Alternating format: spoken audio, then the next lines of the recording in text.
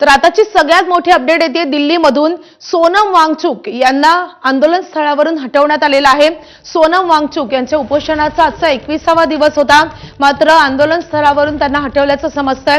सोनम वांगचुक यांचं गेल्या काही दिवसांपासून हे उपोषण सुरू होतं. त्यांना वाढता प्रतिसाद मिळत होता. विरोधी पक्षाचे अनेक नेते गेले 2 ते 3 दिवसांपासून त्यांच्या भेटीला येत होते, मात्र आज अचानकपणे त्यांना या आंदोलन स्थळावरून हटवण्यात आल्याचं समजतंय. पोलिसांचा मोठा बंदोबस्त इथे तैनात करण्यात आलेला आहे. सोनम वांगचुक यांच्यासह इतर आंदोलकांना या आंदोलन स्थळावरून जंतर मंतरवरून हटवण्यात आल्याचं समजतंय. पोलिसांचा मोठा फौजफाटा या परिसरात दिसतोय आणि त्यामुळे आंदोलनकर्ते जास्तच आक्रमक झालेले आहेत.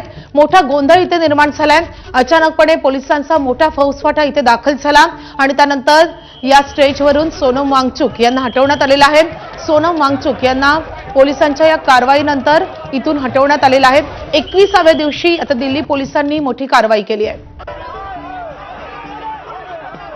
सोमेश कोलगे आपले प्रतिनिधी आपल्या सोबत आहेत. सोमेश, एका बाजूला सोनम वांगचुक यांच्या या आंदोलनाला विरोधी पक्षाच्या नेत्यांचा मोठा प्रतिसाद मिळत होता, पाठिंबा मिळत होता, मात्र 21व्या दिवशी त्यांना हटवण्यात आलेलं आहे. नेमकं काय घडतंय जंतर मंतरवर?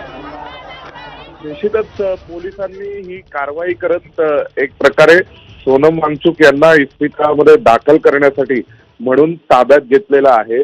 आणि सोनम वांगचुक हे जे गेले 20 दिवस तिथे आंदोलन करतायत, त्यांची प्रकृती खालावली होती आणि काल म्हणजे जेव्हा आजचा दिवस हा सोनम वांगचुक यांच्या उपोषणाचा 21वा दिवस आहे आणि आजच्या दिवशी थेट पोलिसांनी एक थेट कारवाई करत म्हणून सोनम वांगचुक यांना इस्पितळामध्ये दाखल केलेला आहे. आणि सोनम वांगचुक यांच्या प्रकृतीच्या दृष्टीने विचार करायचा झाला तर गेले काही दिवसांमध्ये त्यांच्या ब्लड मधलं युरिक ऍसिड वाढलेलं होतं आणि जी म्हणजे सर्वसाधारणपणे माणूस उपाशी राहायला लागल्यानंतर जे स्टोर्ड फॅट असतं त्या फॅट मधून एनर्जी उपयोग झाल्यानंतर करून मग मसल मधली एनर्जी वापरली जाते, मसलचा उपयोग केला जातो आणि त्यानंतर मग या सगळ्यामधून पुढचा त्याचा टप्पा असतो की ऑर्गनवरती स्टोअर केलेलं फॅट हे बॉडी वापरू लागते. तर सध्या सोनम वांगचुक यांच्या बाबतीमध्ये काल त्यांच्या स्टोअर मसल मधून एनर्जी वापरली जाते अशी परिस्थिती होती, असं डॉक्टरांचं म्हणणं होतं. कारण त्यांच्या ब्लड मधलं युरिक ऍसिड वाढलेलं आहे. आणि त्यानंतर मग सोमेश, मी तुम्हाला अगदी थोडंसं थांबवते. सामाजिक कार्यकर्त्या अंजली दमानिया सध्या आपल्या सोबत आहेत.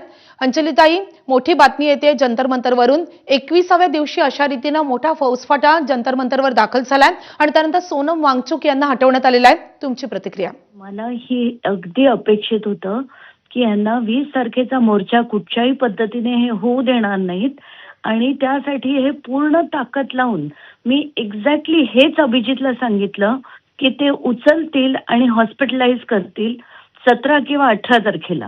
आणि एक्झॅक्टली तेच झालं. कारण हे सरकार कुठच्याही पद्धतीने म्हणजे त्यांना लोकशाहीचा काहीच अर्थच कळत नाही. आणि जर एक व्यक्ती शांतपूर्ण आंदोलन करतोय, उपोषण करतोय, तर खरं तर 3-4 दिवशी तरी त्यांच्याकडनं चर्चेची अपेक्षा होती, पण तसं होताना दिसत नाहीये.